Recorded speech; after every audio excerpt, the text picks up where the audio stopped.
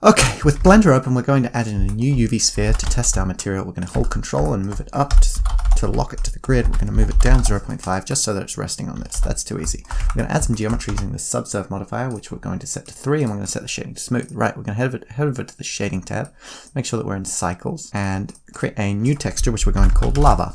Right, so we are going to take this principled BSDF and we're going to mix it with an emission shader. So let's add in a mix shader and an emission shader. Boom, boom, boom. Too easy. We're going to set this color of this emission to a placeholder yellow. Looks nice. And this to sort of a dark gray thing. So we're going to take a look at this and we can see that we can control it by this fact. So it's not being moderated by any texture. So what we really need is a texture that looks like lava. So if we go to texture, noise texture, we can see what this looks like. So if we change the scale to 4, change the detail to maybe 10, and change the distortion to 5, then we get something with the continuous loops that looks actually a fair bit like lava.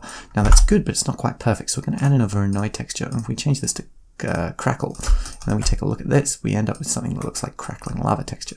So if we go to Converter Math, we can add these two colors together. Now that looks pretty cool, but the Voronoi is slightly too strong, so we're going to duplicate this math node, change it to multiply, and set this value to 0.25. So we're taking only a quarter of the Voronoi texture and adding it to the noise texture. Now that looks a lot like lava. So what we want to do with this texture is, well, actually a lot of things. So we're going to change our layout. We're going to add a layout reroute so that we can drop it onto this, so that we can drag stuff out from this. Then we're going to add another math node, heaven forbid, and we're going to plug this output into it, and we're going to multiply it by 0.5 so that we're halving any input.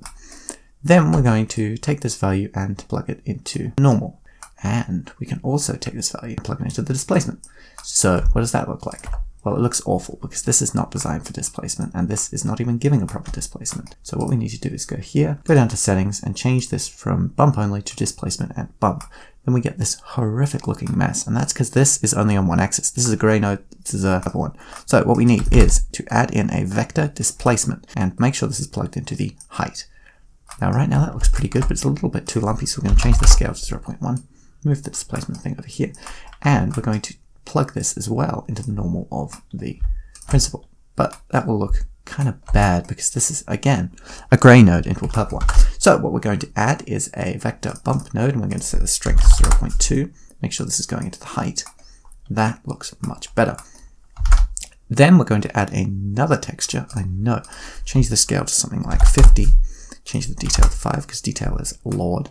And we're going to change this to an add node so that we add the two textures together. So that looks something like this, except the noise texture here is too strong, so we're going to change this multiply node to 0.5 or maybe even 0.25. There we go, that looks awesome. So if we take a look at this bump, that looks pretty bumpy. If we take a look at this, this looks pretty perfect. So now if we look at this mix shader, what we really need is a way to tell which parts are lava and which parts are rock. So which part lava, which part rock. And that's going to be a bit tricky. So what we need to do is take the output of this, which looks a bit like this, and plug it into the factor.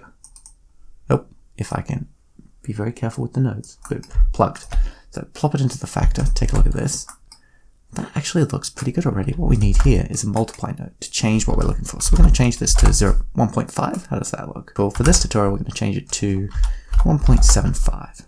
That looks perfect. This is almost done. So what we need now is some way to change the color of this, because right now this lava looks a bit terrible. So what we're going to do is add in a color, mix RGB node, and we're going to plop this in here. Now that looks even worse because both the colors are gray, so we're going to change this to something like that with the highest brightness, and we're going to change this to something like that with the highest brightness. Now that's cool, but it looks a bit dark, so we're going to change the strength of the emission shader to 50. Now that looks like lava. Well, it looks pretty good, but there's still a little bit more we can do. We're going to duplicate this and plug both of these into the color. And then we're going to have a thing. We're going to mess with these a little bit, because why not? Then we're going to have a thing controlling how these look. So we're going to add another texture. I know, another texture. We're going to plug this in here. So if we take a look at this, you can see there's a noise texture being applied to that. So we change the scale to 100, change this detail to 10, because we like a good bit of detail. Then that looks pretty good. And this mix now has more detail to it. So what if we take this and plug it into the factor of this? That looks pretty good, because now this is being affected. It's switching between yellow and red based on this texture. But we want it to be more strong. So we're going to need to add a multiply node here. Multiply it by what? 1.2. That looks pretty perfect. So now if we go here, we have this wonderful texture with noise and change. So the emission looks a bit like that. Another noise texture looks a bit like that.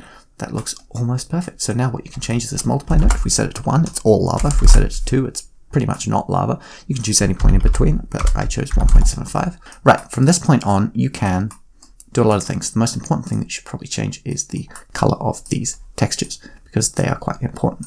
You can mix them up, and that will change the look of your lava. You can make them hotter or colder, and you can do all sorts of things. Another cool thing you can do is take this Voronoi texture and plug it directly into the top output and unplug this, and then you have lava crackles depending entirely on this Voronoi cells texture, which looks pretty fantastic. Right, thank you for watching, and goodbye.